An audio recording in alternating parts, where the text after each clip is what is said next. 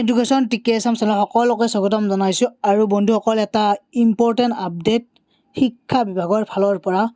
আৰু শিক্ষামন্ত্ৰী ডাঙৰীয়াই তেখেতে ঘোষণা কৰিছে যে তেখেতে এটা পোষ্ট দিছে, সেইটো হ'ল যে শিক্ষকসকলৰ সেই বিদ্যালয়সমূহতে নিযুক্তি দিয়া হ'ব য'ত তেওঁলোকে পূৰ্বে চুক্তিভিত্তিক শিক্ষক হিচাপে সেৱা আগবঢ়াইছিল।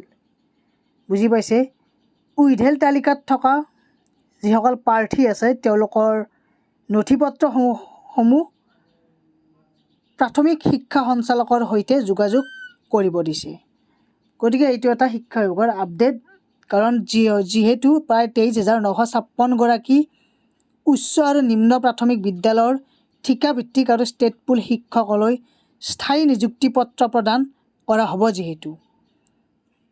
আৰু ইয়াৰ লগতে তেখেতসকলে যিহেতু 1 লাখৰ অধিক সৰ্বমুঠ নিযুক্তি দিলে, সেই সম্পৰ্কেও তেখেতসকলে মন্তব্য দাঙি ধৰিছে। 1,24,345 গৰাকী এতিয়া সৰ্বমুঠ নিযুক্তি দিয়া বুলি তেখেতসকলে ঘোষণা কৰিলে। গতিকে যিসকলে পূৰ্বে চুক্তিভিত্তিক শিক্ষক হিচাপে সেৱা আগবঢ়াইছিল তাত তেওঁলোকৰ নাম আহিব। উইথহেল্ড থকা প্ৰাৰ্থীসকলক এতিয়া জিলা প্ৰাথমিক শিক্ষা সঞ্চালকৰ সৈতে যোগাযোগ কৰিব কৈছে। গতিকে এটা বহুত ইম্পৰ্টেণ্ট আপডেট, সকলোৱে শ্বেয়াৰ কৰিব। ধন্যবাদ, থেংক ইউ।